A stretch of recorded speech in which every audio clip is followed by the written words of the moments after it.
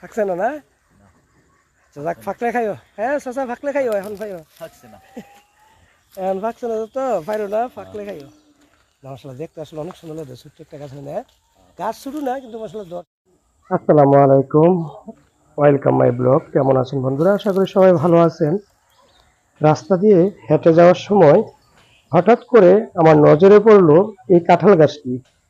সত্যি আমি অবাক হয়ে অনেকক্ষণ তাকিয়েছিলাম এই গাছটির দিক, আর ভাবছিলাম যে আল্লাহ পাক চাইলে কি না করতে পারেন।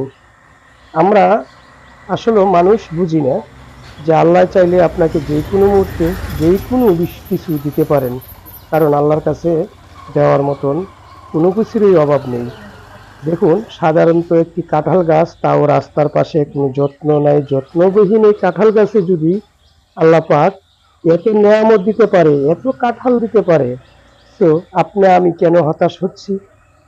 আল্লাহ পাকের কাছে চাইলে আল্লাহ পাক যে কোনো মুহূর্তে আপনাকে আমাকে অনেক কিছু দিতে পারে। আপনি কাঁঠাল গাছটার দিক ভালো করে একটু তাকিয়ে দেখুন, আল্লাহর শুকরিয়া আদায় করুন। সো দেখুন, মাশাআল্লাহ আমি ঘুরিয়ে ঘুরিয়ে আপনাদেরকে দেখানোর চেষ্টা করতেছি। সত্যিও একদম অসাধারণ এই দৃশ্যটা দেখে আমি প্রায় আধা ঘন্টা এখানে বসেছিলাম। তারপরে আমার কাছে মনে হইলো যে এটা একটু আপনাদের সাথে শেয়ার করি। শুধু এরকম এই একটা গাছই না, পাশে কিন্তু আরেকটা গাছ আছে, ওই গাছটাতেও কিন্তু সেম ভাবে কাঁঠাল আছে।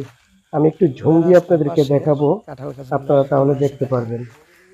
তো এখানে আরেকটি গাছ রয়েছে, সেম দেখেন রাস্তার পাশে, মাশাআল্লাহ একদম ছোট বাচ্চারাও হাত দিয়ে ধরলেই কিন্তু পারতে পারবে।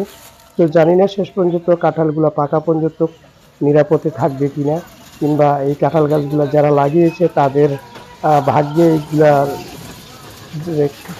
খেতে পারবে কিনা আমার জানা নাই, কারণ বর্তমান সময়ে তো ছেলেমেয়েরা এরকম দুষ্ট, এত নিচে বা কাছাকাছি এত সুন্দর সুন্দর কাঁঠাল হয়তো পোলাপাইন কি না কি করে। যাক, তবে আমি দোয়া করব যে এই কাঁঠাল গাছের মালিক তারা যত এই জিনিসগুলো উপভোগ করতে পারে এবং কি খাইতে পারে।